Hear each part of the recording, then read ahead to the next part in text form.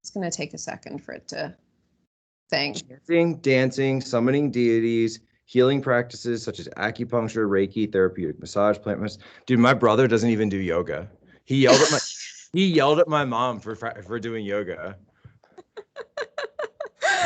Okay, I just want to make sure this is actually, we're going to just do like a cold open here. It's just stretching. Yeah, I was going to say, like, there's no is there black magic in yoga? Is there? Jack Posobiec, I am pronouncing that correctly, right? It's pagan, though. It's definitely pagan.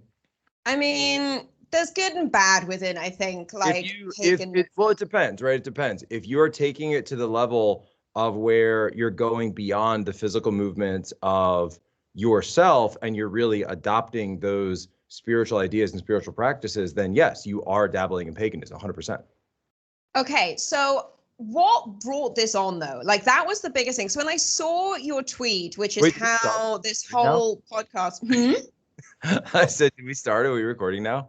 Yeah, we just do a cold open on K Saves the USA because, like, just easier, I think, as well. And I like it to be conversational. I like people to think that they're out for drinks or like dinner or something and just hanging out. So, all right, yeah. So this whole thing started, because I was thinking about how we're getting closer to October. In October, it's the harvest season. So this has traditionally been a time, as well as with the coming of the winter equinox, et cetera, harvest moon, all that, where it's been a month that's associated with the occult, that's associated with witchcraft. And so many people, of course, Halloween, right, is the big, sort of pillar of this time. That's the tent pole, right? But for a lot of people, then they sort of take October to be the month of Halloween, right? And very much the same way December is the month of Christmas. However, you have people then that take that basic idea of what Halloween was supposed to be, All Hallows Eve, and they add in these elements of Samhain. They add in these elements from black magic, from that tradition, from the tradition of witchcraft, from the tradition of occult. And it goes beyond just people. I'm not saying everybody, right? I do think that most people just kind of go out when they do the trick-or-treating with kids, they dress up, they have fun, they have the little pumpkins. But I think there are some people, though, who increasingly become more and more fascinated with the occult and with these various forms of divination and magic.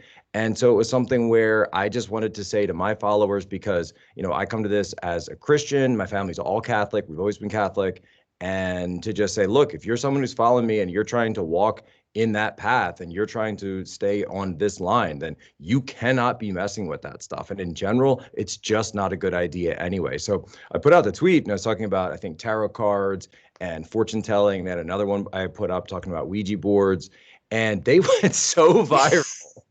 And it's funny because I got some people who were, most people were generally supportive. Most people were like, yeah, don't mess with that stuff. That's not a good idea. But you of course had the detractors saying, oh, it's just a bunch of mumbo jumbo. It doesn't matter, et cetera, et cetera. And every, in between, you would have also people that I drew out that said, I practice that stuff and you need to stop coming at me. You're being intolerant of my beliefs. Wow. Yeah, so I even had those too. So to which I just replied, stop communing with demons. Yeah, and like it is as simple as that. And I don't think people, if you haven't had firsthand experience with that side of our reality and that side of the world, I think a lot of people will just sort of look at like a Ouija board or like a tarot card reading, things like that, and just be like, oh, this is fun. This is fun. Right. And you don't know what you're inviting in. And I don't know about you, but I've had a lot of firsthand experiences. In fact, I think I have an episode of a podcast that I did last year with two friends of mine. And we had a very bizarre experience on a weekend trip in Big Bear, where me and my friend, we walked into this cabin and we took one look at each other and we were just like, we are not alone in this place.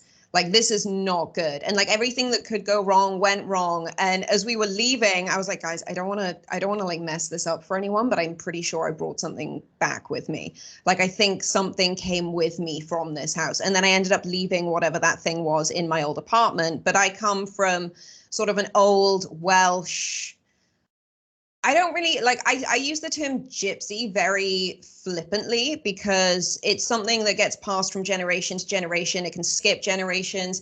I got my, I guess, communication, like relationship with that side of the world from my grandfather. He got it from his mother. And so it's not something that I can like avoid. It's just something that I have to kind of like live with. And I even went out for drinks last week. I walked into this bar and I was like, oh God, there's too many, like there's too much stuff in here. And for me, it's very much like a me and them. Like I know how to deal with it.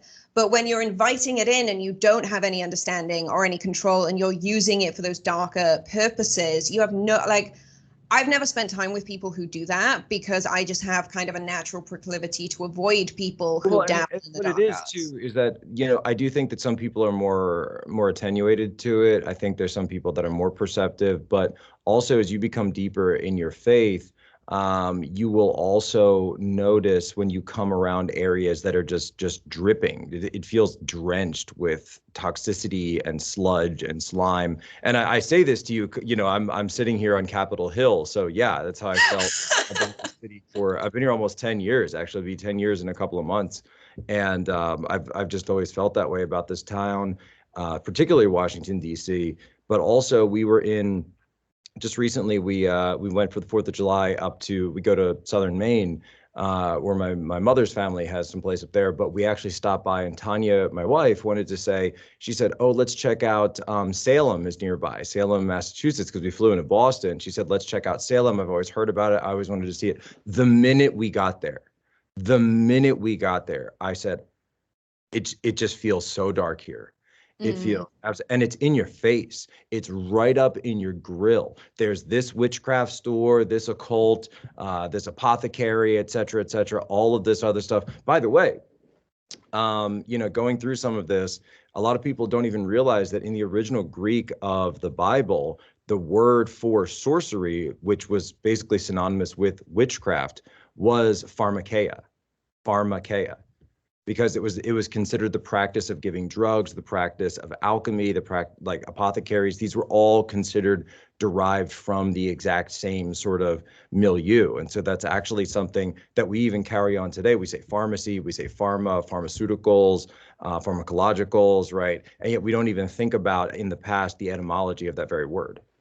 That's fascinating. I had no idea that was the case. And I'm sure there's going to be a lot of feedback on just that one little snippet right there. Oh, I know. Yeah, especially, why, is there something going on in the world right now involving pharmaceuticals? I can't even, maybe probably just a couple of little things here and there, just a couple of crises. Yeah, right. Just, you know, like the real pandemic of the opioid crisis and that other one that everyone keeps talking about. But okay, so the reason that we kind of got onto this, literally the next day after we left Salem, we drove to Maine. The next day, I straight up took my family to a Marian shrine, and we just went down. And it's this sort of monastery that exists near Kennebunkport, and we just went and we prayed, and it was wonderful. It was just very cleansing, very absolutely cleansing. And we're like I said, we're all Catholics. We're a rosary a day family. It's something that I teach to my kids. It's something that my mother taught to me, that my grandmother taught. And that's, you know, you talk about passing stuff down. It is passing it down, but it's also something I think that I have lots of problems with the church, but also when you look at it, you know, this is really a huge issue where I think there's so many people dabbling in witchcraft, dabbling in the occult these days. And I want to go to these church leaders and say, God, turn into this stuff. Stop hiding it. There's still hundreds of exorcists in the church today that are actively participating, right? That are actively working as exorcists. But you'd never hear about it because they don't talk about it. Now, of course, obviously, it's very rare. It's very, very rare for an actual demonic possession to take place.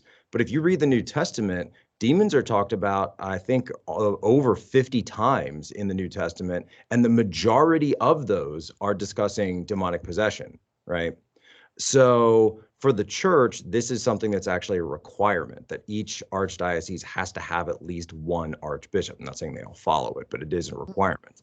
And when you get into this, one of the things, and we're not going to go down the whole rabbit hole in exorcism, but it is something where I think you can actually meet a lot of people that way when you explain to them that this world does exist, and all of these tools like prayer are ways to combat it. And so it's not actually, this is, of course, the famous, passage of Ephesians, right? Pull it on the full armor of God, because you actually are in a spiritual war.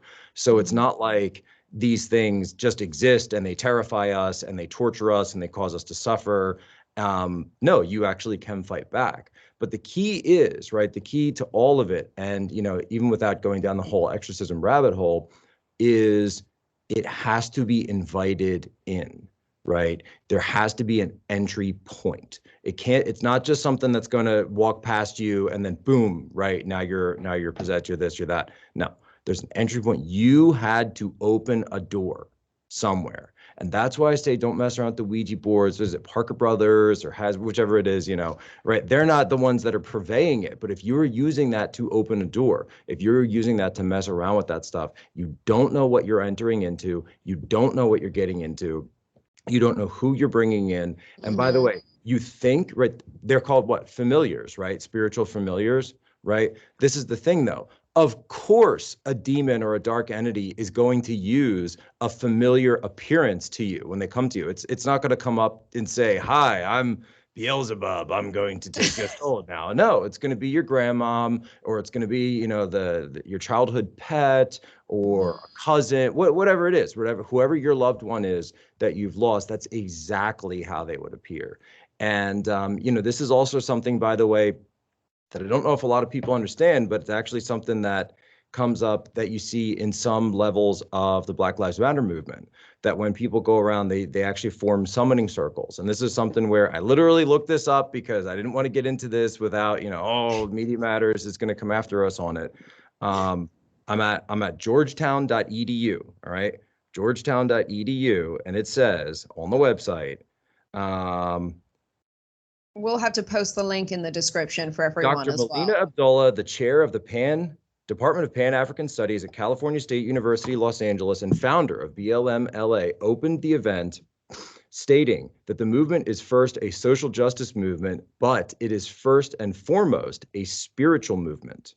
She then led the group in a ritual, the reciting of names of those taken by violence during their time, ancestors now being called back to animate their justice. Names George Floyd, Philando Castile, of course, we all know the names.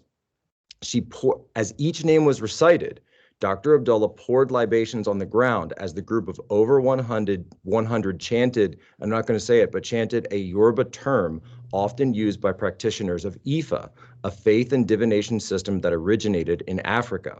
In return, this ritual, Dr. Abdullah explained, is a form of worship. And it goes in more and more, and they're embracing this. They call it healing justice, a syncretic blend of spiritual practices and belief, embracing ancestor worship such as chanting, dancing, summoning deities, healing practices, and they get into some of the other stuff.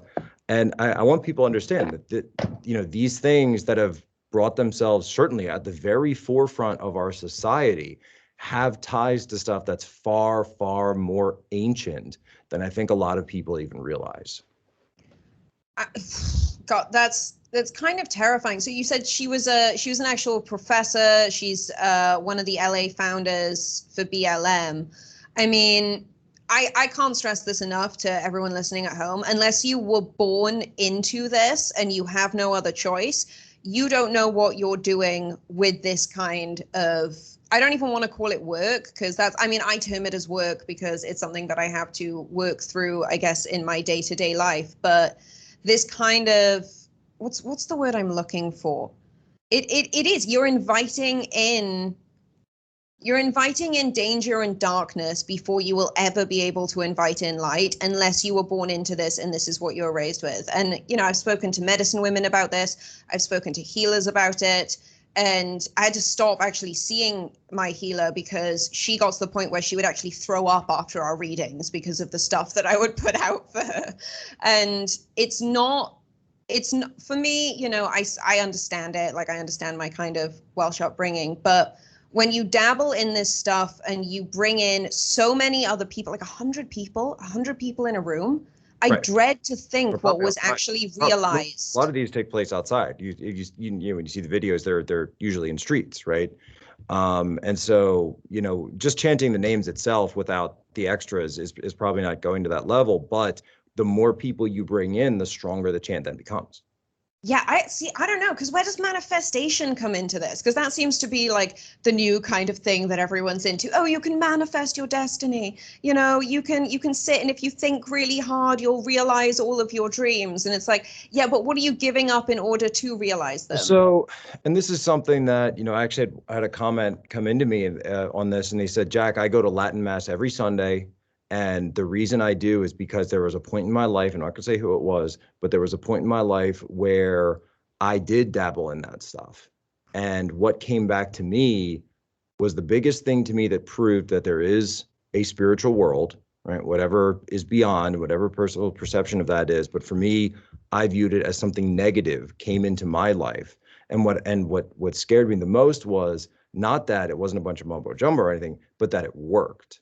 But then you realize that any energy that you receive through one of those practices has to be taken from somewhere, or has to be taken because that's energy transference, right? Mm-hmm. That's not energy that's given to you. That's energy you're taking from either someone or something. And you don't know the cost of that until you've gone through it. Because when it comes to it, a lot of people are looking at one of these practices as it comes down to power, right? I want power over something. I want influence. I want more money. I want more riches. I want a better job, or even worse, I want someone to lose their job. I want someone to be fired so I could take their position. The Sublime song, Santeria, right?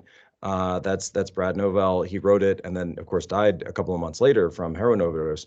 But that song is about a guy who loses his girlfriend. He has his girlfriend stolen away. And so he wants to potentially put a hex, or you practice Santeria and use it to curse this person, right? Famous song. Everyone's heard it 1.5 million times. It's played on the radio again and again. I don't think throughout the song whether he makes the decision whether or not to do it, but as he's practicing it, he's thinking about buying, getting a 45, right, and going for retribution. So again, a lot of people come to this because they see it as a quick way to achieve some type of mortal material gain. And here's the thing is a dark spirit or the devil or Satan would love to give you material goods, would love to give you material power, material possessions, material wealth, worldly power. Right? This is in the Bible when he tempts Jesus. All of it, I'm going to give you every single piece of this. And people forget that demons and even Satan himself, they were not created as demons. They were created as angels. And so they are fallen angels. They were kicked out of heaven. They challenged God, and they were cast out to the world. And so what they love more than anything else is to corrupt, right? To corrupt a believer, to corrupt someone who's heard the gospel, to corrupt someone who actually isn't. When you even think of possession, right? What is possession? Well, possession is an inversion, right? An almost demonic inversion of Christ, right? Because Christ is what? God made human form. So God made human, it is a spiritual being taking the form of a human, right? Well, in a demonic possession, you have a being that is pure spirit then taking over they can't take over your soul, obviously. It's like, it's like when you're in a car and you're driving the car, but you have a passenger, right? But then you could switch sides and now you're the passenger, but that person doesn't become you. So that's, that's possession. But at the same time, it's sort of this perversion of the transfiguration, a perversion of that, because it's taking something that God intended, but then using it to mock God. And that's what they want. That's what they always want. Screw Tape Letters by C.S. Lewis. If anybody wants to get into demonic temptation or how that whole world works, this is what, the Christopher Lee used to talk about this all the time, by the way. It's the devil is a gentleman, right? He's your best friend. He comes right up to you and offers you absolutely everything. It's not this, the guy with pointy ears. It's not a goat and swinging his tail around. No. Challenging you to fiddle contests in Georgia. No, none of that. I mean, I'm laughing because I'm already terrified of the response that we're going to get from this conversation and what people are going to do to themselves with the purpose of it being aimed at us, which is one of the things that, again, in my upbringing, I always sort of roll my eyes and have a little bit of a laugh about it, which probably to a lot of people, I'm sure to you, sounds very cavalier. But I think when you spend as much time in Los Angeles as I have, you sort of get used to the demons around you. I mean, that I was haunted. How many fame, right? Fame and fortune. How many people have made deals to attain fame and fortune, and then you see what happens. You see what happens time and time again. There is a reason why there is so much tragedy within any kind of celebrity, I think. Like, find me a celebrity that hasn't been through that kind of hardship. I mean, I'm sure a lot of people argue that all people go through hardship, but it's a different kettle of fish when you have like so many cameras pointed at you. So okay, then I got to ask, like, other than your experiences in Salem, and you brought up living in DC, there's got to be a reason why you felt really, other than the fact that we are coming up on Halloween, on like this entire month. Again, I think it's something that a lot of people misunderstand, like being the end of harvest. It's, it's a spiritual time, I think, for a lot of different reasons. Now is when you have to really stop and sit and think and assess your goods, assess what you have, like, to survive the winter. Like, that's the reason why we have this season. It's the end of summer. It's when, you decide whether or not your family is going to survive or not, if you look back sort of historically.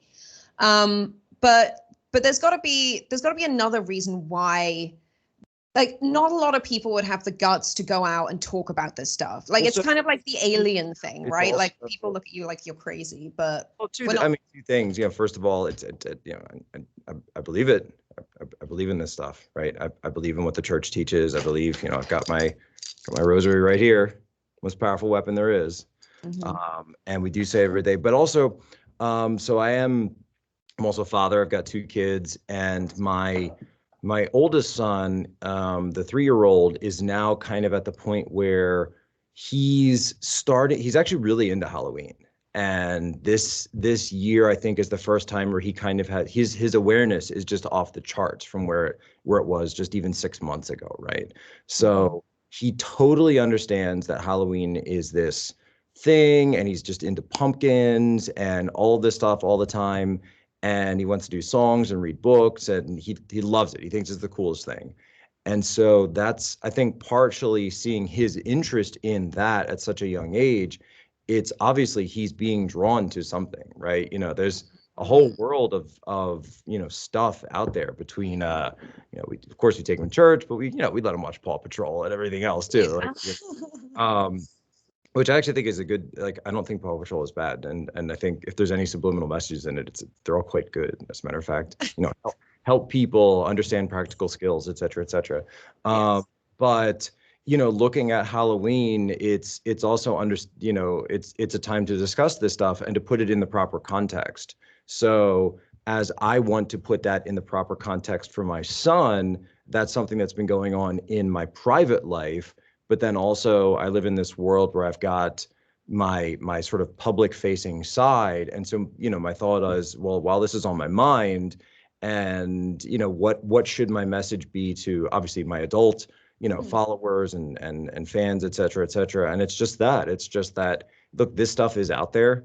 We are introduced to it at a very early age. It is increasing. You can still look, by the way, I think YouGov did a poll. We talked about it on my podcast today.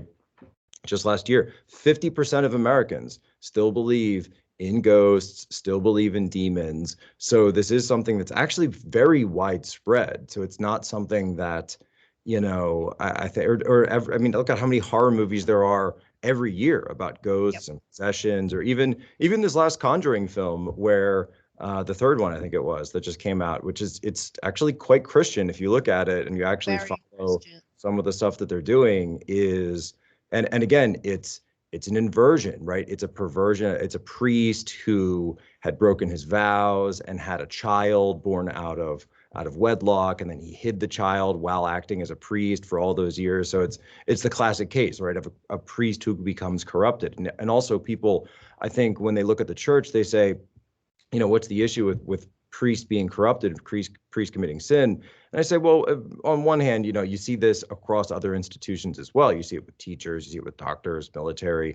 But of course, the enemy wants to corrupt someone who has committed themselves to God, someone who's committed themselves to the Lord. Of course, that type of corruption, again, Screwtape Letters talks all about this, where that type of corruption, you're going to get so much. You don't need to corrupt an atheist, right? They're already where you need them, right? They're not getting anything. They've got you're over there, right? You're already or one of these they have. I mean, look at what do the atheists have that now? The Satanic Temple, where they say we're ironic Satanists. You've seen this, right?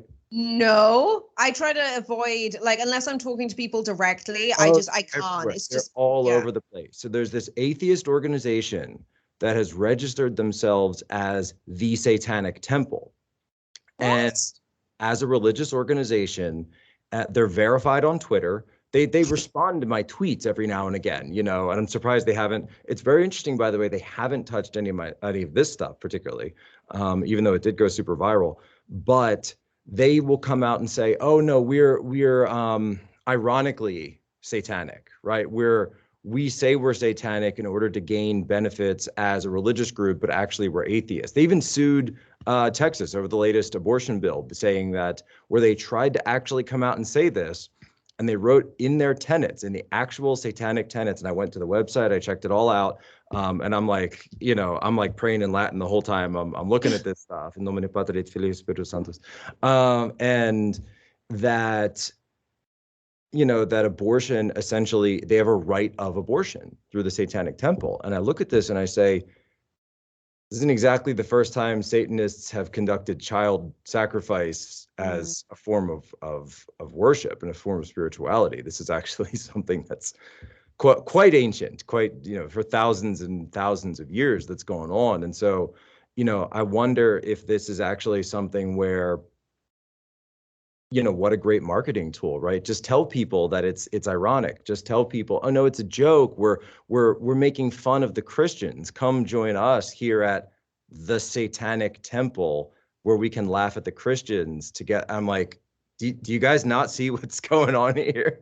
Yeah, I mean, surely that's the most obvious. And I think anyone with an understanding or a firsthand relationship with God should be able to see straight through that. But then I worry about sort of like the younger millennial Gen Z generation who haven't necessarily, like in a macro sense, been raised with any kind of overarching influence from God. Like I'm only 27, nearly 28. My birthday is actually the day before Halloween, which is weird because it just goes back and back in my family. Like lots of things happen. Yeah, and like my great grandfather was born on the same day. My grandfather died on my birthday. I mean, it just goes. Yeah, it's really bizarre, and it just keeps going back. And I was 21, 22 when I was raised secular, but 21, 22 when it just literally hit me all of a sudden.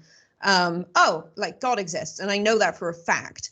And then so my sort of relationship has sort of stemmed from that point, but I can count on the fingers of one hand how many other people I know within my age group, like plus or minus 10 years, who have that kind of relationship with God and therefore have that kind of safety and that protection from that level of corruption, because that's what it really is. Like, when you look at like this whole Satanic Temple thing, like it's corruption, it's corrupting. It's actually quite big. It's become very, very well known. You can type any search engine, they'll come right up.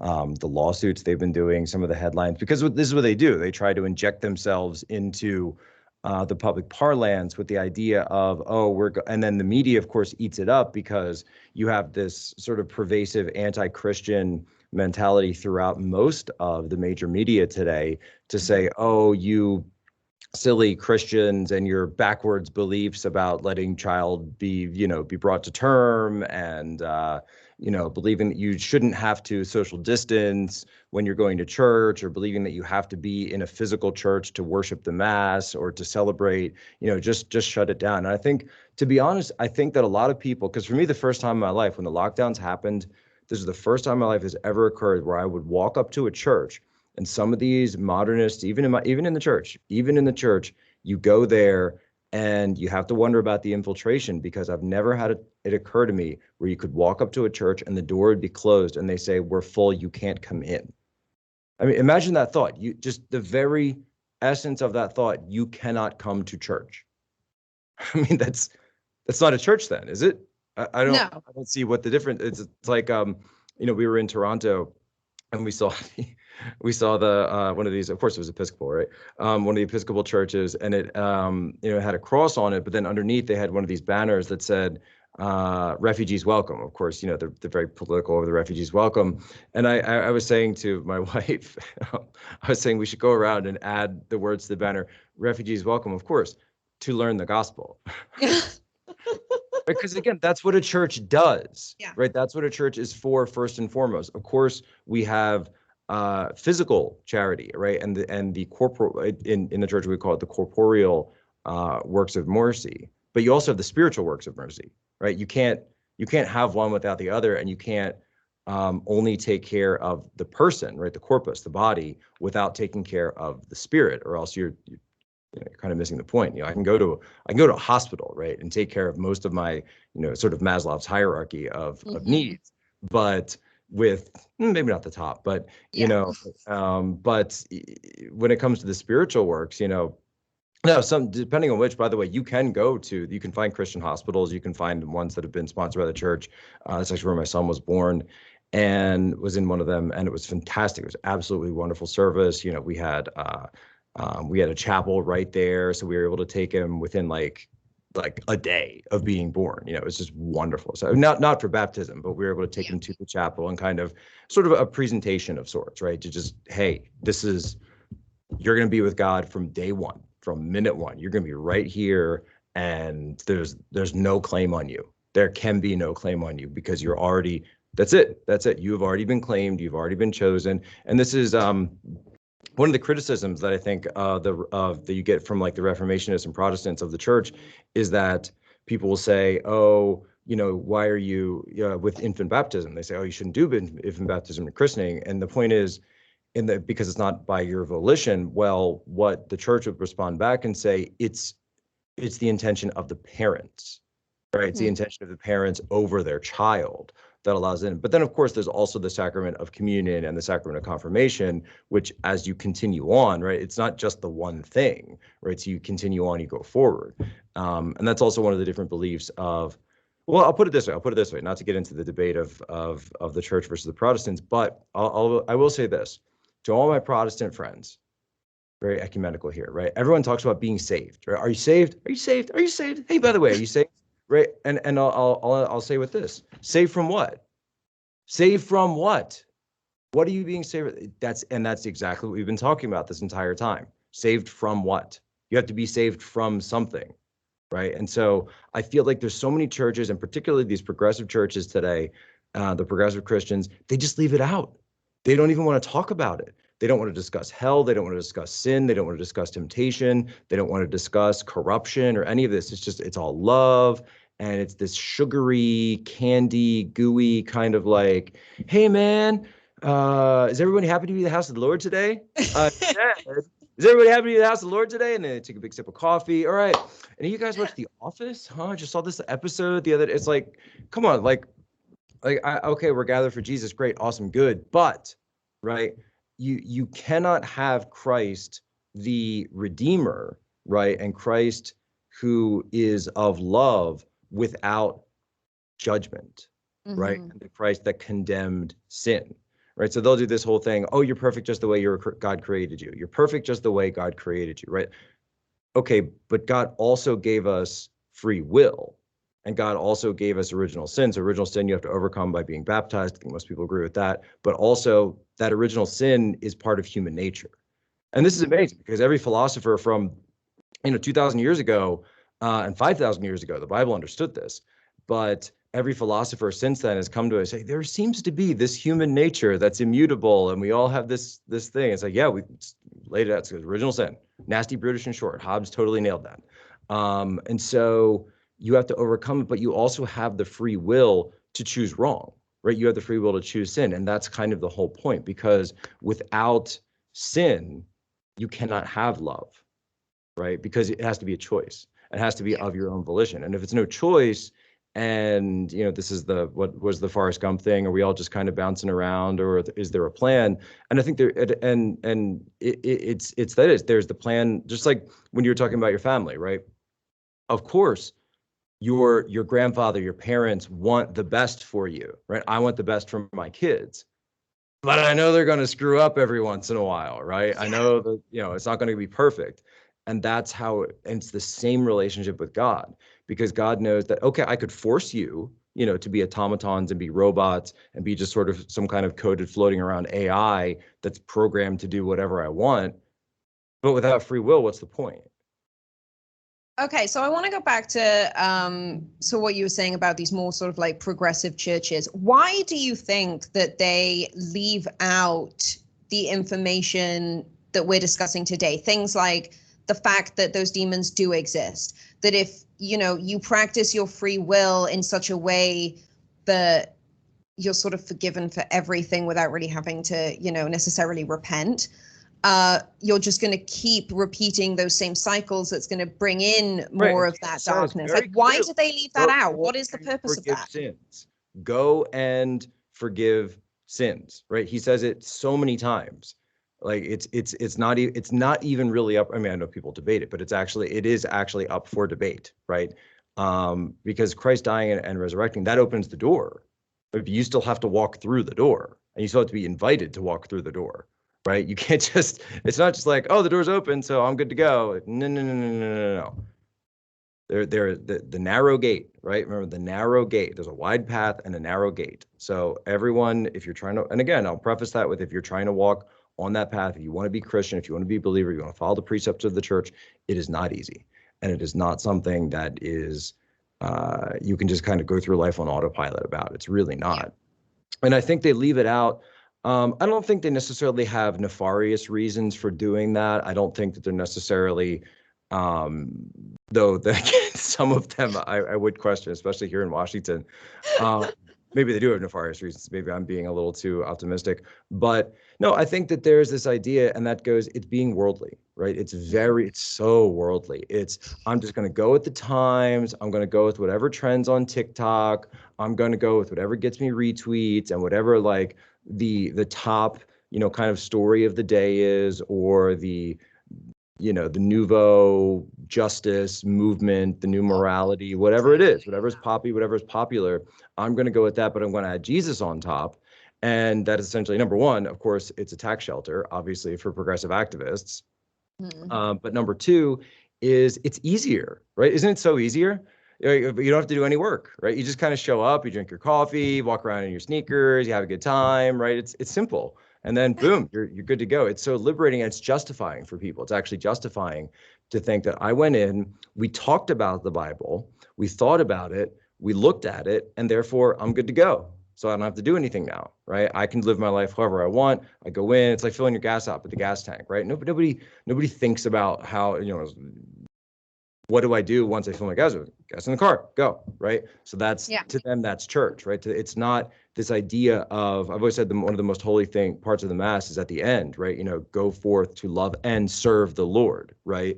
So you're when I was in the military, it's like you're being given a mission. You're being given a mission, right? This is a brief, it's a ceremony, it's a sacrifice, and at the end, you are given your standing orders to go out and serve the Lord.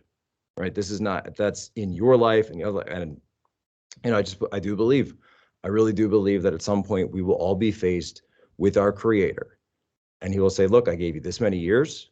I let you be born in the United States or wherever it was. What did you do with it? Did you bring people to me? Did you take that opportunity to do good and bring people to me and tell them what I taught through my son, right? Did I do that? Did you do that? Or did you just kind of flitter off and do whatever else? And it's going to be a simple question. It's not even going to be, something where we're like, you're being attacked. It's just a simple question. So what are you going to say? Yeah. And what I'm going to say. Well, since we're running a little bit, thing. I'll take the hit, because at the end of the day, I don't answer to Media Matters or any of these organizations. I answer to God. So and he's above all. And this is something, by the way, that if for folks that get into like exorcism and some of this other stuff, if you want to learn more about it, it's that there's no demon who's more powerful than God, right? So it's you get, even, and Padre Pio used to talk about how he was tormented by demons. because of course he had stigmata. But he also was someone who he'd be woken up in the middle of the night and oh, what is this? And he turns over and it's, he sees a demon. He says, oh, it's just you, old Bluebeard. And he turned over. And he said, look, as long as you have faith, you have the power of God on your side. What are they going to do? What are they going to do that's more powerful than God? They can't. So it's the other way around. They get scared when they see you. They get scared when they're faced with someone who is in a state of grace, who is right with God, that's able to come to them, that knows them. And that's every exorcism, right? It's a prayer, right? So it's a prayer you're asking, because the exorcist doesn't do anything, right? I'm asking God to permit this person to be lifted of this, right? And we do have to ask, why does God permit these things? And he does, and we sort of can't question that. It is just sort of one of those things where maybe you're being brought low, maybe you're being taught a lesson, maybe you're being taught not to, that you've gone too far down a path and now you need to repent, now you need to come back. Like that friend that I said who had reached out after this, that said, look, it was my experience with the occult that drove me to God, that drove me straight back, that drove me, by the way, to the old rite of the church in Latin, which is something where, see, there's sort of that trad debate that goes on between Catholics now and, the trad versus the new mass. And, one thing, of course, the devil loves division, right? So of course he's going to push that up and foster that. But it's also something where I do think, so Latin, of course, is the official language of the church, right? It has been the language of the church, the official language from, always, right? It's always. Yeah. So when you're praying in the official language of Jesus's church, of course, that is going to be far more powerful than just sort of this guttural, English or, whatever other language that we speak. And it's grubby, right? This grubby language that we speak in our day-to-day lives. There is something that is formal, that is spiritual and sacred about using Latin when you pray. And that's why when I pray with my kids, they know the prayers in English, and now we're working on Latin. Oh, wow. Well, good for you. I mean, I was always told, I mean, I can't really speak any Latin now, but I was always told, if you don't know what a word means, like when I was very young, it was just like, figure out what the Latin is, break down the word and figure out what and I think that used to be so common. It used to be so common. It was so normal. Yeah. Because so many of the Romance languages, and then English, which of course is a polyglot, but has a ton of Romance influence on it, as well as the Germanic. But most words you can find a cognate for it, right? This is why, when I've learned other European languages, it's easy for, it's not as hard. But then when you go towards the more like Slavic languages, I'm Polish by background, so that there aren't as many cognates. And then when I was in the military, I learned Mandarin. So I was a Mandarin linguist. And for that, there's nothing. You don't got, But there was this idea that since, Welsh. So that Latin was this, right? Because if you go back further with Welsh, there's nothing. Well, it's the Druid language. Like, we didn't write anything down until we started getting massacred by, or almost massacred by Vikings and unfortunately the Romans as well. But we integrated a lot more with them than I think most Welsh people would care to admit, which I don't think was necessarily a bad thing. So I feel like Druids have this terrible rap for being pagans, which is completely false. Like, Druids were just the noblemen of that part of the world, what is now known as Wales. They were the learned people. We passed everything down through person-to-person communication, kind of like Native American cultures. And that was how we taught one another. That was how we stayed so close. There was no like, here's a book to learn about it. It was, I'm going to teach you because you are my family, that kind of sense of kinship, which I think is still very normalized. Again, it's something that I haven't experienced or hadn't experienced out here in the United States until I started spending time with Native American communities and then also with Christian communities. Because when you go into that more sort of like secular, atheist world, it's very individualized, which I find terrifying and dangerous. And one of them, like you said, it's that kind of division that the devil loves. It's all divisions based around materialism. And this is why, somebody asked me once, and in some reporter, I don't even remember who it was, but it was some interview and they asked about racism. They're like, well, what do you think about all this racist stuff? And I said, I don't believe in that stuff. And then they said, well, well, but what about race realism? Are you into race realism? Are you into this? Are you into that? And I said, look, you want to ask me what I believe, right? I believe in one God, the Father Almighty, creator of heaven and earth. Start doing the Nicene Creed. But at the same point, I believe in the immortal soul that each human has. And so your souls have no race. So to ask me as a Christian, what do I think about this? What do I think about that? That's totally outside of the scope of my thinking, right? It's totally outside the scope.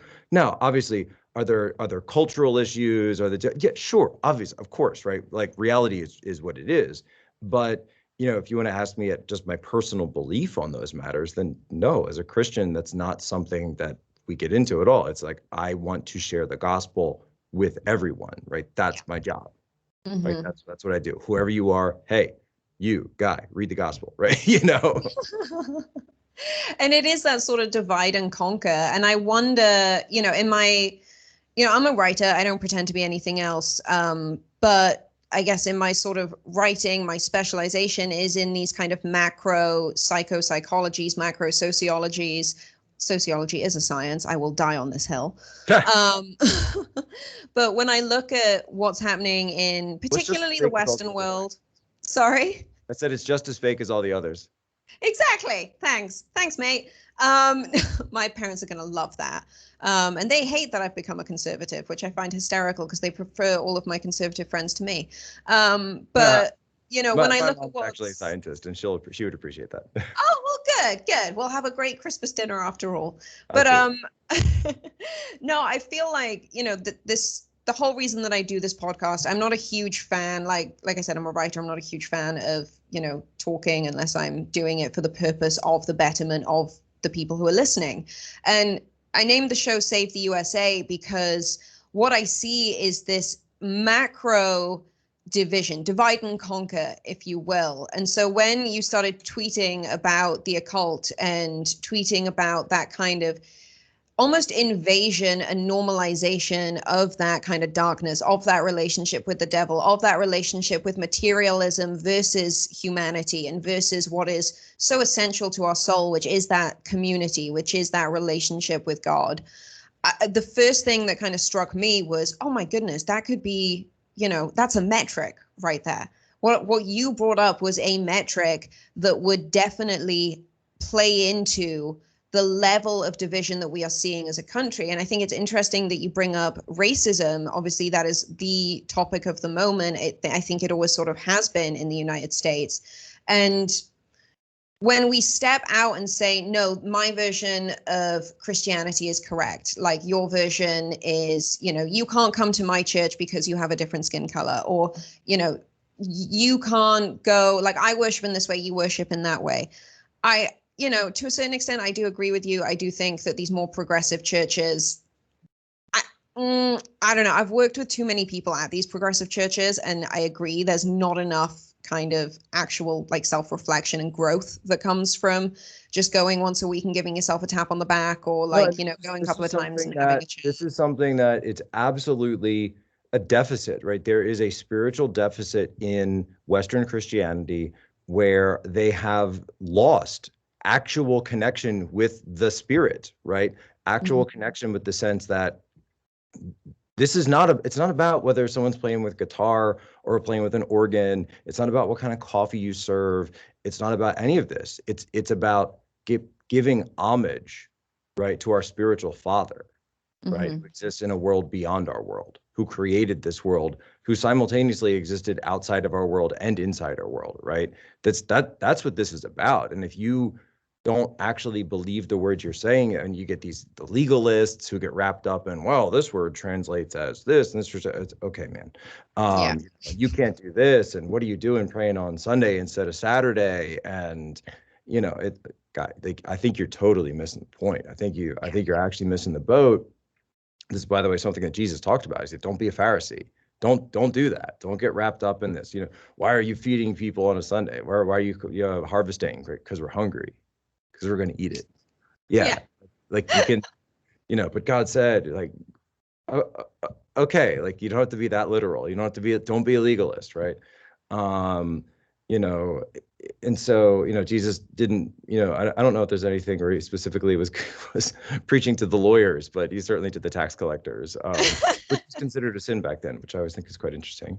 Yeah, I But it's mean, actually, well, it's also because in the ancient times, tax collecting wasn't too different from, say, the mob going around and running one of those protection rackets, right? So the way that it all worked was you got paid as a tax collector. This comes up in Game of Thrones, actually. The way you got paid as a tax collector was based on a commission of how many taxes you collected. So the more aggressive you were with collecting taxes, and then so on up, right? So you'd have people under you, and there was like a Ponzi scheme going on, and this is how kingdoms were run, right? And it's actually what do you not. mean were? Yeah, I was gonna say it's actually not that different from. Well, the difference being is that now we have monopoly money that just adds on to all of that, the funny money of. Yeah. There's actually I posted a meme the other day of it was in the game of Monopoly. It says, "What happens if the bank runs out of money?" And then you Oh, go I to the saw rule section. this. Yeah, you go to the rule Yeah. section, and it says the bank actually can't run out of money because if it ever happens, they hand out IOUs, or if you want, you can start issuing new money and then put it out. Like they tried to. I was like, I almost want to forgive them for the Ouija boards because they did at least try to warn us about the Fed, right? They Yeah. tried to warn us about that. I like that. So, I know I was only supposed to be able to keep you for 30 minutes. We've been on for almost an hour, but it would be remiss of me just because I think a lot of This is look, a lot of the content I do is news of the day. A lot of the stuff I do is, here's what just happened in the White House. Here's what's going on in Afghanistan. Here, whatever, right? I think this is important. I think it's a topic that's absolutely timeless. I think that's something that, I might look back in 20 years at this and cringe and say, I can't believe I put it that way, or, look at my hairstyle, look how stupid it was. yeah, isn't that the case for everything though? I look at everything that I've done, even like a couple of years ago, and I'm just like, oh God, it makes my teeth feel itchy. But if I know I'm never going to change the way I view this stuff. This topic specifically, that this is something that's never going to change. It's absolutely timeless.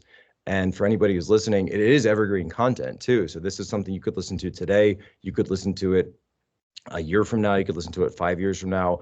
And hopefully the trends have started going back. But I've always said, I'll have conservatives come up to me, and well-meaning conservatives come up and say, what's going on? What's the cause of all this division? And G.K. Chesterton, he warned us about this 100 years ago, that if you take religion out of society and you replace it, it's not going to be this society that's geared towards just progress and enlightenment. No, you're going to have government and man be the sole focus of worship, right? And you see that now with the pandemic more than anything else, where this stuff is taken as it doesn't seem like an article of faith. It is faith for so many people because it has replaced it. When you see these, there are people that look to Anthony Fauci as a cleric. They don't just look to him as a scientist, or show me the last time he's actually done any science, by the way. It's like, hey, Dr. Fauci, where are your experiments? Where are the ones that you've been conducting? No, he is a high priest, right? He's a high priest of the Church of Government. And that's why his pronouncements, even though they change, it doesn't matter. That's why it doesn't matter. And people, get on me about this. They say, well, he changed what he said, this day, that day. I say, you don't get it. You're not looking at it the right way, right? He is a high priest. Whatever he says now is what matters. It doesn't matter what he said before because it's faith, right? If you understand how that system works, you can totally understand what works here. But I always point back at, when they say, why don't the politicians follow the Constitution anymore? Why does it seem like they don't follow laws, or they apply them haphazardly? They apply them to certain people more than others. There's a dual track system of justice with the FBI, et cetera, et cetera. And I say, look, it's simple, right?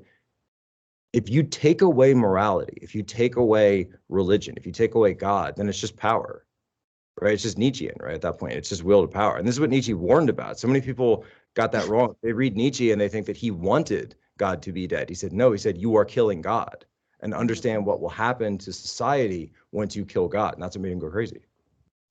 God, that's you've just made my work a million times easier. Thank you so much. There's so much to digest from this information. And I really do hope that my more sort of left-leaning listeners take heed with this and reflect upon. Here's a line for this. Progressivism is atheists trying to outrun nihilism. I love that. You get it? Oh, So that's progressivism is terrifying. atheists trying to outrun nihilism, because nihilism is the abyss. It's oblivion. Yeah. It's destruction. It's Armageddon. It's all of it, right? But so if you're staring at the abyss, you have to, you don't want to stare at the abyss anymore because you don't want to become the abyss, right? Of course, the other famous statement is you have to replace. So, but you also know that you're not allowed to go towards God, because that would just be terrible. You've got to create something else, right? You've got to create something else, and that's progressivism. And now sort of the new form of which is wokeism, and all the rest of this. It is secular religions that have been created to replace God. Yeah, Quite absolutely. Simple. And it's funny, you go a step further than I've been looking at it more of a sort of like the allegory of the cave. Like everyone's right. Looking at shadows, believing that it's reality. And, you know, once you step outside of that cave and you actually get that sort of 360-degree view, you realize how sheltered you've been. But you're right. And I got to give a quick little shout out to Raheem, because wokeism is communism. And that's the new religion, you know, and it's terrifying that it's gone under such great communism was this. My wife was born in the Soviet Union. Like I said before, my family's Polish. You know, they understood this very well, that that communism replaces, you have to ban religion, right? Who the first people the communists went after in Russia and Poland, every country, right? It's the priests.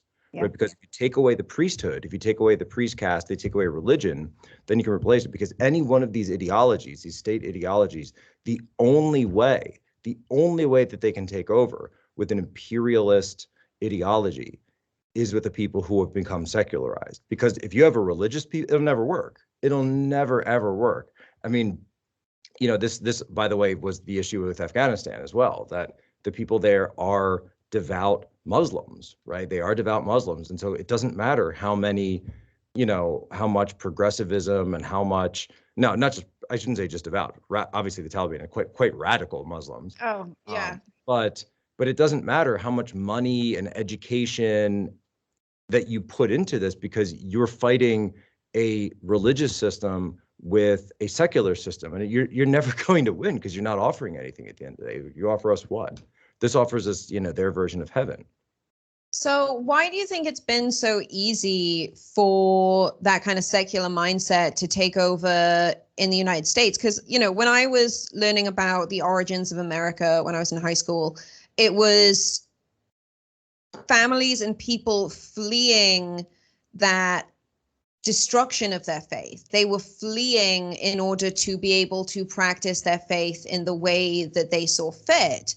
And so, you know, when I sort of romanticize America in my head, I still go back to that kind of old Yeller, like, oh, I stopped at a creek and I woke up in the morning and I said, this is where we will build our home, right. Which I thought was, you know, just the most beautiful thing. And this is the only country in the world where you can sort of still do that. It's one of the youngest countries in the world. But why do you think it's been so easy for that secular mindset to take over here? Is it because we've had those sort of, you know, 400, 300 years in order to do it? Or do you see this being, you know, you talked about earlier, like, you know, this was predicted 100 years ago, 100 years.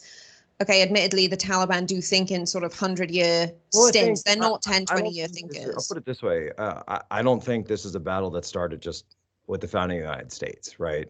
You know, I think this has been something that's been a very long time in the making. But you also have to look at our rapid industrialization and the commercialization of our lives through the rise of technology, through the rise of globalized economy, the rise of packaged goods. We have it good. We have it so much better than any of our ancestors did at any point, right? Yeah. The kings of old would love to have the access to healthcare that we do, to have the lives that we do, the lifespans that we do. Rice cabinets, yeah. Right. So because of all that, it's seductive.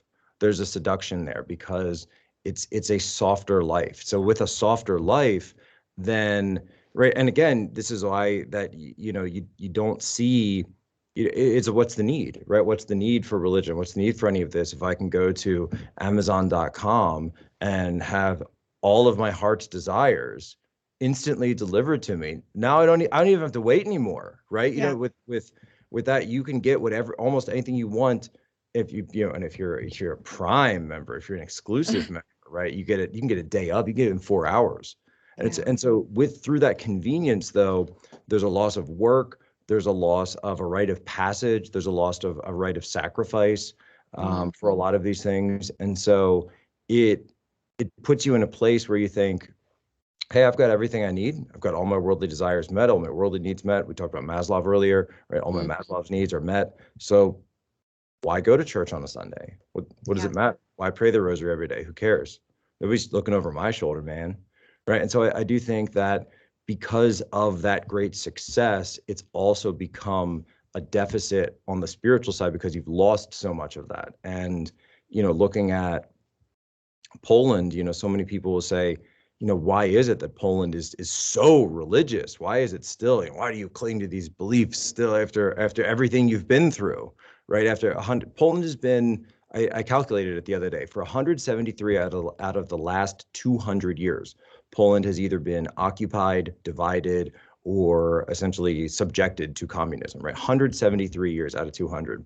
And so people say, well, why would you stick with the church if all of that has happened to you? And said, no, you're looking at it completely backwards. It's not about the 173 years. It's about the 27 years outside and the fact that we are free now, that Poland has freedom now. The only way that Poland ever would have survived all that was through their faith, right? And through their culture, their language, all that being passed down. If you didn't have that, then why exist? What's there to fight for? Who cares if we're Russians or Austro-Hungarians? Say that right? That's right. That was my family were from the southern parts. They say, oh, were you the part that was Russian Empire or the Prussian Empire? No, we were actually Austro-Hungarians, down towards like kind of near Krakow. And so it's the church, right? That's what's brought people through this and brought them, because they've been faced with adversity, because they've lost so much. It makes them much more grateful for what they have now. And so I say that in the United States. I tweeted the other day. I said gratitude is a superpower. Gratitude is an absolute superpower, because why be grateful for anything if you can just get anything with the snap of your fingers? Why I can have food delivered to me through my phone. I don't even have to talk to anybody, and I can have any food I want delivered to my phone. Not now apply that to the accessibility of internet pornography, right? It's the same idea, right? Instant gratification. So we live in a culture of instant gratification. That has been the greatest threat to religion. That has been the greatest, I guess, the greatest pressure, a catalyst for the rise of progressivism and secularism, is because we live in a culture of such instant gratification. And consumerism and the commodification of that consumerism. Okay, so we are running out of time here, and I want to kind of checking out. I will say that I see so many, and you see Zoomers, you see people saying, you know what, we live in this instant gratification culture, and it just kind of sucks, because at the end of the day, we know that there's an oblivion, and we know that nihilism is right around the corner if we go down this path. And so, sure, I guess this stuff is good now, and you could be on that hamster wheel and watching every Marvel movie that comes out and tracking all the little Easter eggs. Oh, there's this references something that was in the show, which was set before this, and right, you get locked up in that stuff. But at the end of the day, that you'll be gone, and they'll find someone to replace you in the theater, right? They don't need you. That's not about you. That's about them. And so why would you give all of your time? And again, like, I'm not telling anybody, oh, you watch one of those movies, you're doing something wrong. But again, it's just about, you are what you spend your time on, right? You are what you spend your time on. So if you're spending your time on that, you're spending your time with your family, if you're spending your time trying to, day trade all the time. And if that becomes your sole focus, remember, it's not, this is what so many people get wrong from the Bible. It's not money that is the root of all evil. It is the love of money that is the root of all evil, right? The love of money, the greed for that material good. So if you make material goods the sole focus of your life, right, that is what becomes evil, not the good itself. Yeah.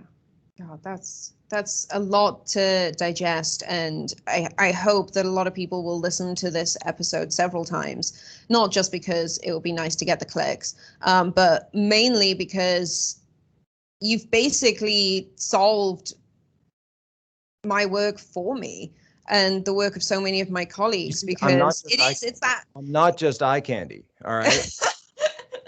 Oh, I don't know about that.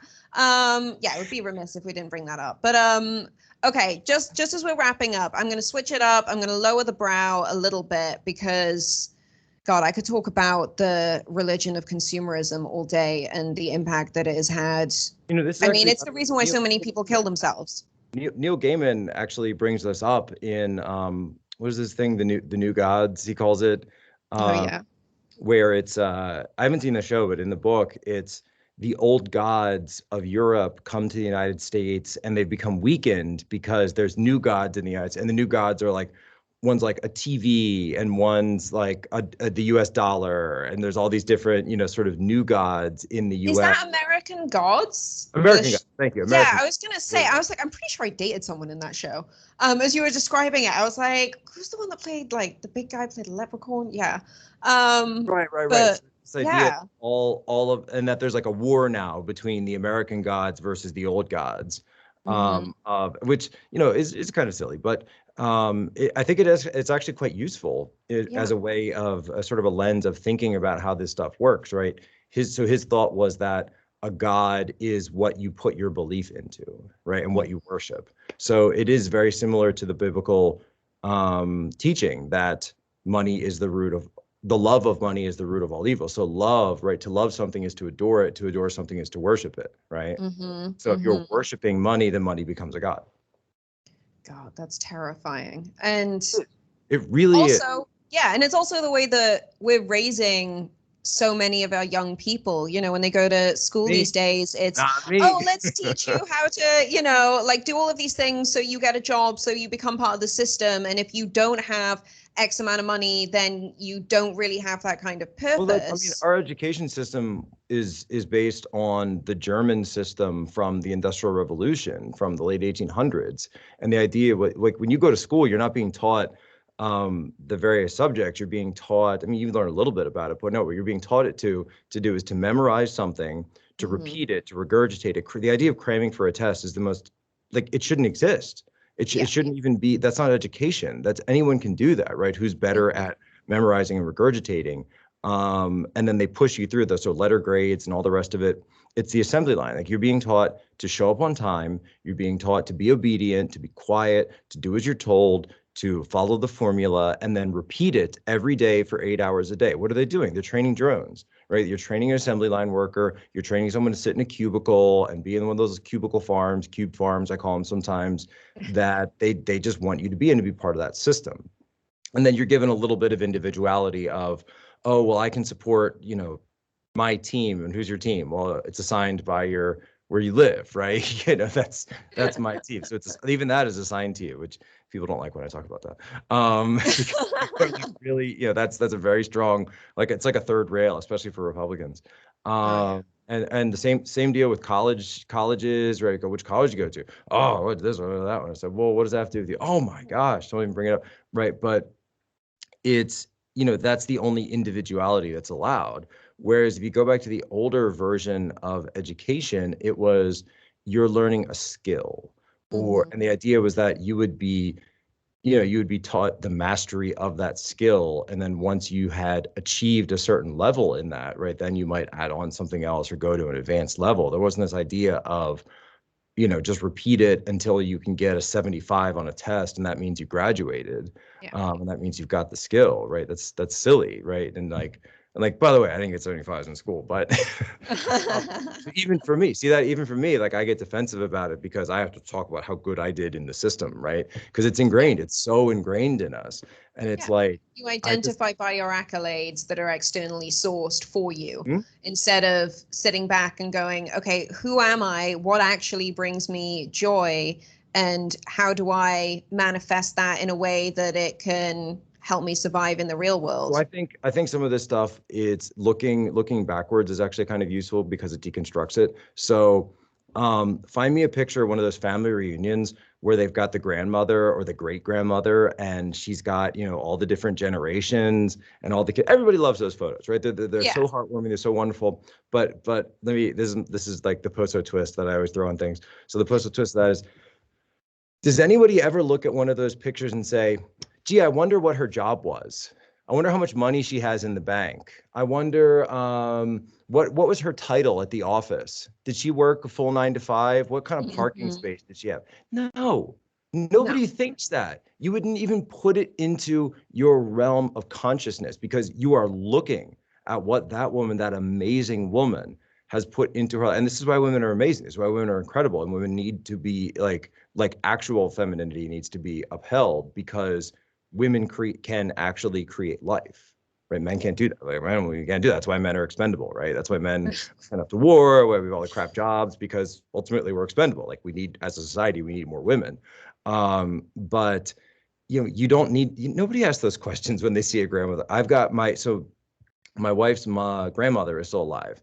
So she's, not only is she my son's great grandmother, but because my wife is from one of the sort of the younger kids, her oldest daughter, this is crazy. So I'm going to say this right. My son's great grandmother, she is actually a living great grandmother. That's incredible. So do you have one of these family photos that I can post for everyone to see, where there's just I'll have to find one. I'll have to see. It's been tough with, like, there was a wedding last year, but with COVID, it was tough to get like everyone together. But yeah, she has a great granddaughter who has a son. So she's a great grandmother. That's beautiful. Gosh, I mean, that's our purpose, and this is something I try to explain to so many women. Nobody, it cuts across everything. Nobody says, "Oh, that's stupid." Exactly. But well, no, they say it to me. She should have gone off to the commune, been a member of the party. This, by the way, is a woman who literally grew up through the Eastern Front. She was 9 years old when the Nazis invaded, then the Soviets came in. So, I mean, she remembers all of it. So living through that, and she's one of the strongest people you ever met, sharp as a tack. That's obviously big contrast to Joe Biden, just hit 90. But she could sit there and have a conversation with you. And she speaks kind of like a more rural Belarusian, so I can't really understand her too well. It sounds like Belarusian with like a big twang, or like Polish with a really big twang, but like to the point where, well, if you're in North Carolina, you've heard a little bit of twang. Oh yeah, I mean, that's the Welsh. Like, if I went full Welsh, you'd be like, what? Really? Yeah. Oh yeah, when I go like full Welsh. Well, when I'm talking to my Auntie Jean, I have to talk like this, I do, because otherwise she's like, I can't understand you, sound like the English ones. And I'm just like, no, I'm definitely still speaking Welsh. What's that one part of the UK where like there's a part of England, I think, where they have like a completely different vocabulary almost. Oh God, I mean, like the way we talk in Wales, we have like we will, and if we don't know what the word is, we will just use any word as filler, and it's up to you to understand context.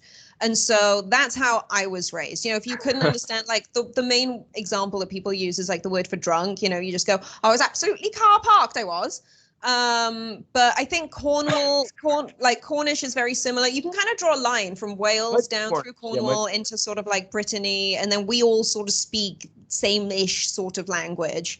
But no, I mean, God, there's parts of like I dated a guy from Liverpool once, and I had to like stop him every now and again and be like, I can't understand a word you're saying, mate. Like, just slow down.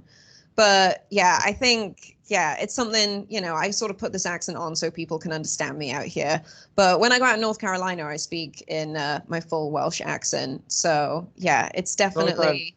Sometimes there's other times when I go out and I will use a little bit like a Slavic accent, so people don't they think, because that was the problem, is I learned all that Chinese, and then like I can't really pass for Chinese, can I? No.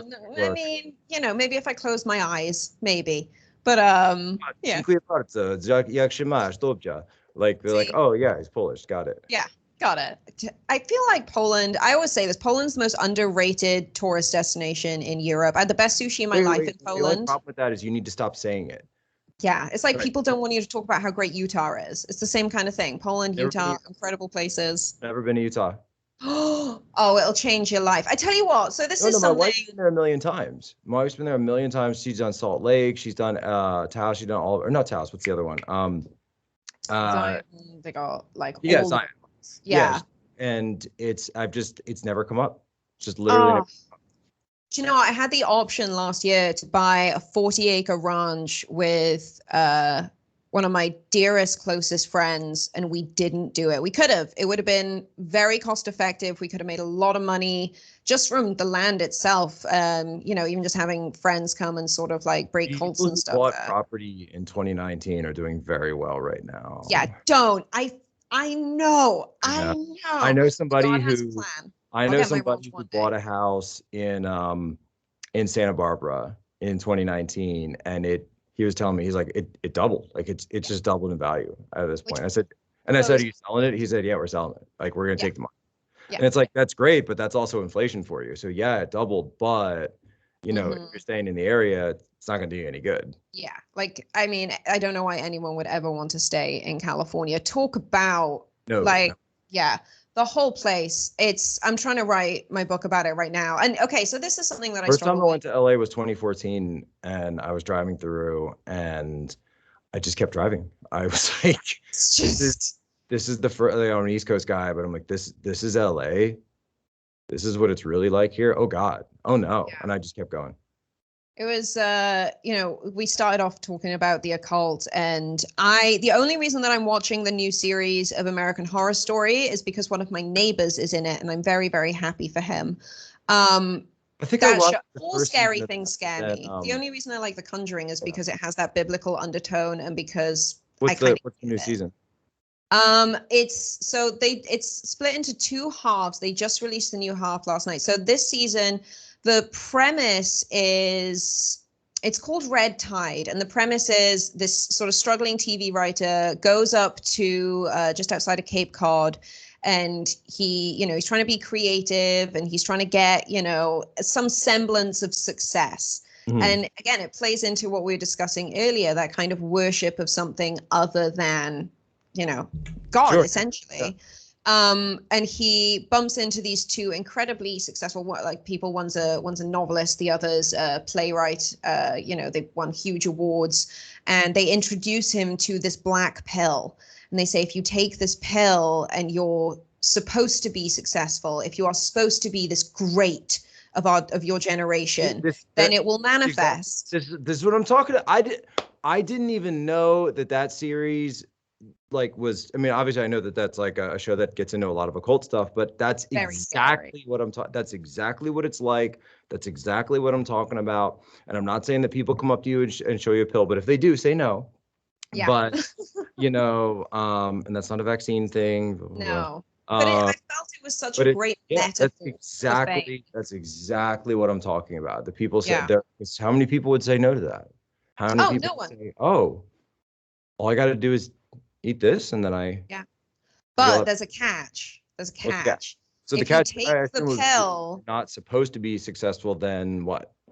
well, you become this creature, this like hairless, bloodthirsty, subversion of like a demon, essentially. You become this.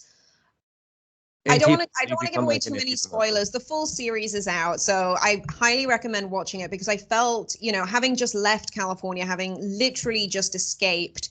I was one of the first rescues for this group called the War Party Movement, and I really needed them Well, in see, order that to get actually doesn't sound out. that bad. The I forget the last season I watched, but it was like super woke, and I didn't like it.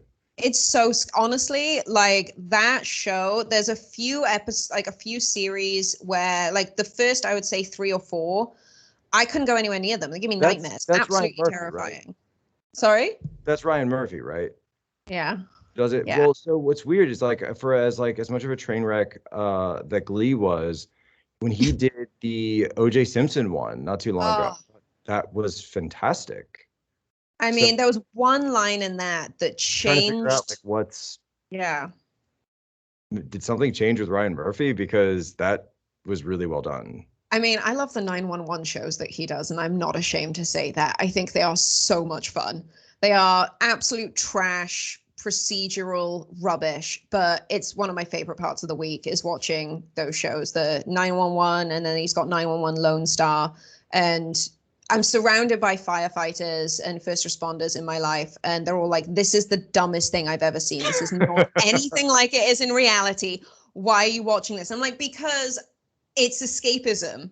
Right. Like, that's what television is supposed to be. But no, this most recent series. The only show that gets that right is The Wire. Oh my gosh. Oh, the guy from American Gods was also in The Wire. Oh, that's funny. That's a nice little crossover there. But again, I will say of all of the celebrities and the famouses that I sort of have life in reverse. Like, I'm not very popular. I'm not very well known. I think I annoy most people that I spend time with. But most of my immediate friendship group out here in the States are all incredibly successful in their fields. And so I sort of live in this like in-between world where there's a huge part of me that like all I want out of life, and anyone who knows me well knows that all I want is my ranch and to just write and just for the most part just have very interesting conversations. And I feel so blessed that I do get to have fascinating conversations with incredibly successful, wonderful people. So I'm constantly exposed to new knowledge, to new information. And, you know, even this conversation today, Jack, I feel like I've been at the most, and this is like, I'm going to use the word lecture, but it's not like, not that you were lecturing me, but I feel like I've learned so much from this conversation. And I feel, you know, I spent my entire childhood surrounded by adults and people who are far smarter than me. And I hope I get to spend the rest of my life in this way. But I have this argument with my agent every other day where he's like, you've got to bump up your social numbers. You've got to get more out there and be more well known. And I'm like, that doesn't bring me joy. And what was so fascinating about the American Horror Story that I just watched, within that metaphor of taking the black pill, some people have it, some people are a hack. And so it like the black pill either creates your success for the rest of eternity or destroys your life forever. And that is the pursuit of fame. That is the pursuit of success and consumerism. And there's no joy in that. And I even have this argument with people that we're probably say both this friends enough, with. but you know, I hear it constantly being said, and I see it at events and various things. And people come and they say, "Jack, I want to be an influencer. Jack, I want to do what you do. I want to be out and be an influencer." Just no. If it happens, it happens. But if you go into it with the mentality of wanting to go viral and getting that, you become hooked on it. I was hooked on it early on.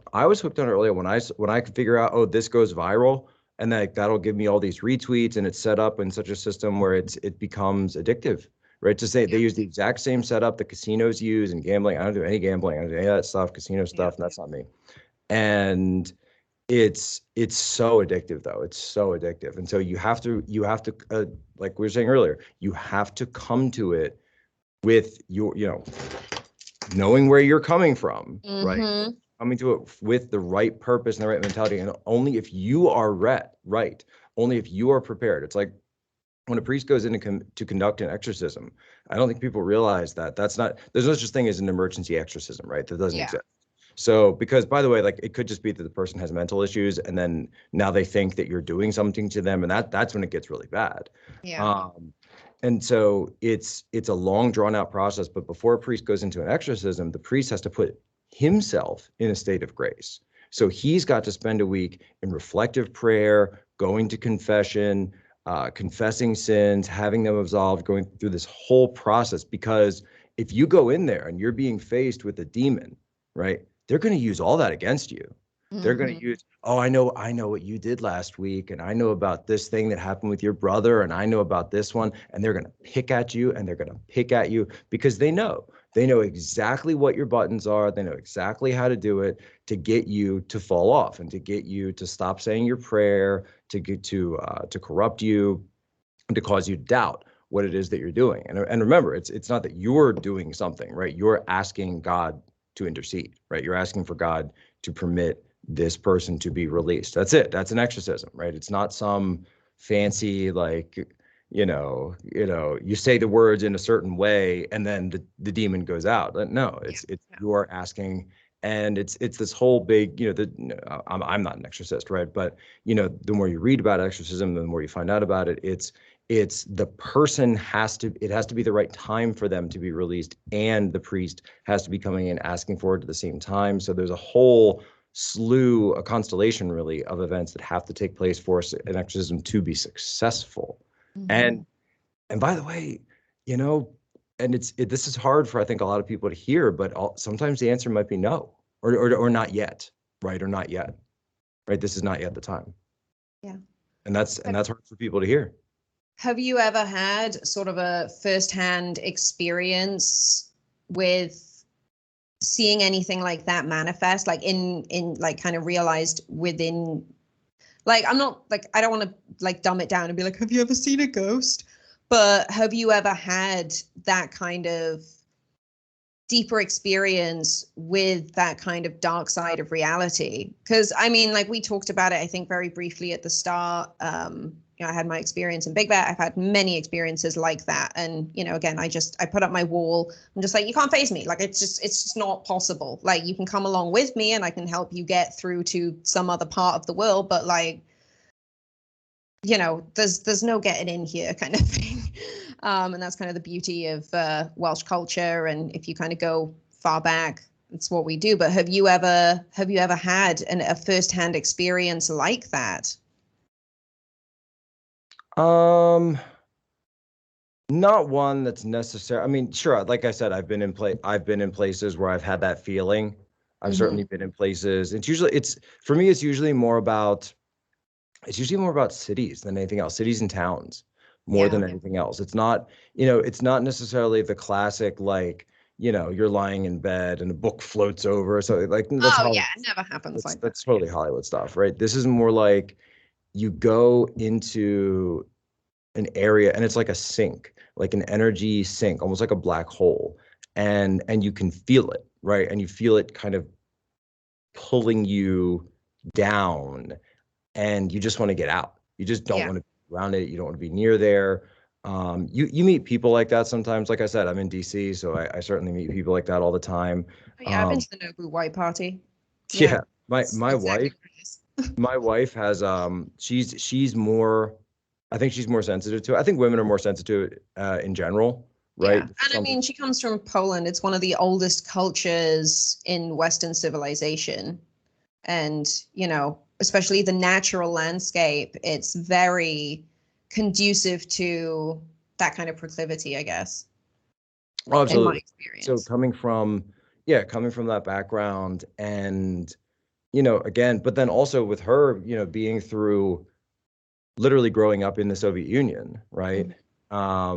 It's what oppression and dark forces are all about because you're surrounded by them, right? The church, the cathedral, actually, where we got our engagement photos done, wasn't. We didn't get married there. A lot of people, there was like some articles that we got married there. We didn't, but it's actually in Brest Fortress, which is so that's Republic of Belarus now. It used to be East Poland, and it's actually one of the churches that was on the spot where Operation Barbarossa was launched. And so it's considered basically the Pearl Harbor of the Eastern Front because they had the treaty and then they broke the treaty. So it was considered a sneak attack, right?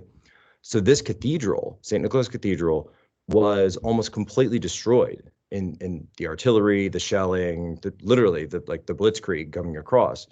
But what blew my mind and why we wanted to go there was because it's still standing today.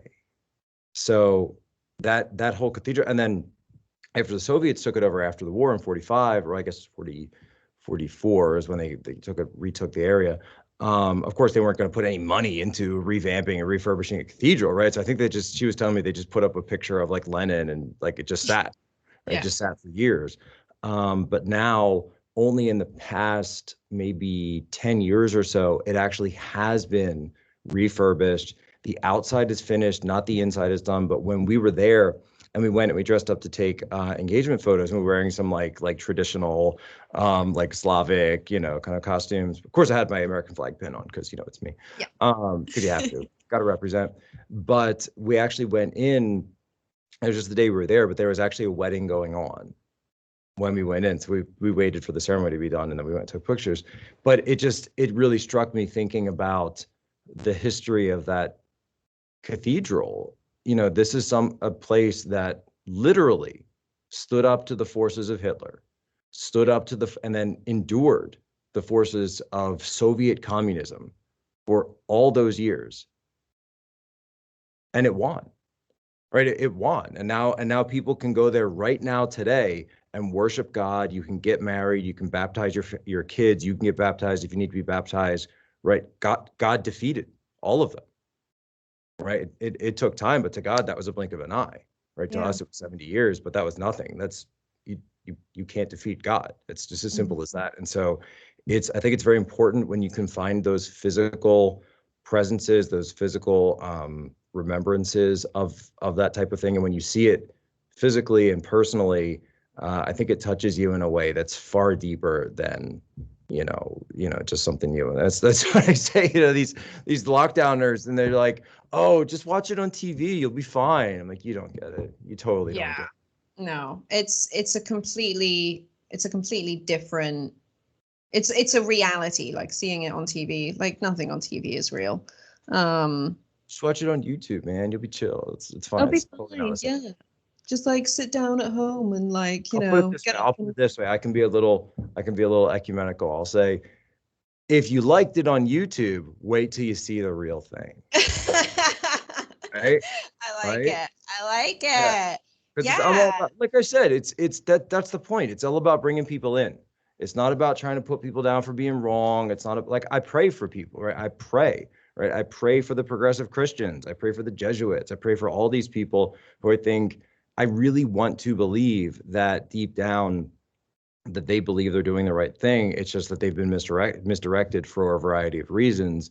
I pray, people are like, oh, you're Mr. Arch Conservative. I pray for liberals. I pray for Democrats. I pray for progressive. I pray for moderates. I pray for everyone, right? You don't get it, right? This is not about hate and winning and attacking somebody. No, it's about love, right? It's about like I actually care, right? I actually care about this stuff. And so that's my job. My job is to be, someone who spreads the gospel and brings people to the gospel. And if I can do that through being funny on Twitter or, putting out some viral tweet about the occult, then hey, so be it, whatever works. Well, I think, thank you, firstly. The whole world needs a heck of a lot more unconditional love. And I know that that's my purpose. And so I'm glad that we are sort of a united front. I'm actually going to throw something on that too, because I know you're winding down, but okay. You cannot have love without correction. Okay, let's dig into this. What do you mean? No, without judgment. Oh, yeah. Right. Like, I love my son, and that's why I correct his wrong behavior. Yeah. Because I love him. Because, if he's messing around and his brother comes over, because his brother can crawl now, because he's just hit 9 months. He'll be 10 months he'll be 10 months in 2 days. So he'll be 10 months. And so he can crawl. He's a little bit more ambulatory. He's becoming more interactive. But now the big thing is, I might take one of my brother's toys. I might take one of the toys, something that, and so now this is the big thing. He's like, no, AJ, no, take the toy. And then there was a time where he kind of like pushed him, like he kind of pushed his brother. Right. And so here's the thing, right? And just look at it from a theological perspective. If I'm sitting back and saying, hey, man, you do you, right? Whatever you want, find your truth, push somebody if you don't want them playing with your toy, right? And I can just let him do that. Or who am I to oppose my beliefs on him, right? It's ridiculous. No, of course you say, hey, don't push your brother. But why do I say that? And why do I, get loud with him? Because I love him. And because I want him to succeed and I want his brother to succeed. And that's how life works. It's cooperation. It's cooperative. And so it's through that love that you bring out the judgment, but then you also have mercy. So you literally cannot have one without the other, because that's not love. Yeah. That's not love. But I feel like that, at least to me, and maybe, the word unconditional is a little bit flowery, a little bit sort of like non-definitive, but But it is unconditional. It is It is unconditional. unconditional. I absolutely, yeah. I think But that then what you're I'm not describing is the loving definition of love. unconditional Yeah. love. You know, Yeah. you're not allowing someone, you're not allowing your children to grow up in such a way that they will be hurt by the real world. You're raising them in order to keep perpetuating that love and through that kind of learning. Anyway, I could No, that's, go I mean, on this I all mean, I'm a day. big believer in like, hey, oh, you scraped your knee. All right, well, this is what we do. Now it sounds like you got Yeah, a problem. Now we got to fix it, right? You cannot protect people from the real world. You have to prepare them for the real world. exactly. It's as simple as that, right? We live on a lake. I'm not like, obviously I don't want him to be playing around the water, and so we have a fence and we lock it and everything, but I'm going to teach him how to swim, Yeah. right? And we've taught him how to like float and do some basic stuff because again, I can't protect him forever, but I can prepare him. And that's what you can do. That's all you can do. Oh gosh, I'm going to start like tearing up in a minute because again, living in Los Angeles, I was just surrounded by people who didn't want to be parents to their children, and that was one of the most dangerous and toxic things and demonic things that I could. That's child Yeah, abuse. It's child abuse. yeah, it is. It is. It's absolutely child abuse. And I think it's wrong. I think all children should be raised by the people who, brought them into this world. And if not, then by people who would give anything to have brought them into this world. But again, let's not go down that rabbit hole. We've been on for over 90 minutes. And I don't know about you, but I could like 100% keep going. But I feel like I'm about to get in trouble because I do have some kids to get home to here. Yeah. Well, thank you so much for this, Jack. This was just so magical. Shoot me any links, particularly to the article. Magical. You're gonna Sorry, I know, but like that's Welsh in the terms of magic. Like I used to sit in my auntie's garden, like my great aunt, and we would literally watch the fairies dance around. Like that again, there's something that's just like completely fallen out of touch with a lot of the people that I was raised with. And they're a gift, and yeah, you're a gift too. So thank you. I'm really excited to see what kind of response we get from this, and I hope we get to do it again soon. So just thank you so much. All right, next time I'm in North Carolina, we're going to Latin Mass. Oh, 100%. And I mean, if Raheem is, I'm sure he's going to drag me up to DC at some point. So we'll go here. We both Latin Masses here, and I haven't gotten Raheem out. I've been praying for him. He's such a freaking hypocrite. Oh my gosh. I mean, I have currently 61 unread text messages in one of our group chats. So the first thing I'm going to go to is stop talking about shoes. Talk about consumerism. Anyway, I'm going to stop recording now. Jack, where do we send everyone? I mean, everyone knows who you are. Let's be honest. Like, you're one of the most famous people in the freaking universe, I feel like, at this point. Where are we sending everyone? The thing I've been pushing lately is the daily podcast, Human Events Daily. It's for some reason done really, really well. It's been really good, mate. That's why it's done well. Thank you. For all political podcasts, we're getting some of the number. I actually got an initial number of how many downloads we're getting on a regular basis, and I'm like, is there an extra zero on that? Like, did you guys miscalculate? So, I mean, I'm like, is that like, that's like 3 weeks, right? When you're aggregating together. So no, that's daily. So I was like, wow, that's pretty wild. So yeah, check that out, humanevents.com. We also have a kids book out. It's not necessarily religious, but it's through a group we're calling bravebooks.us.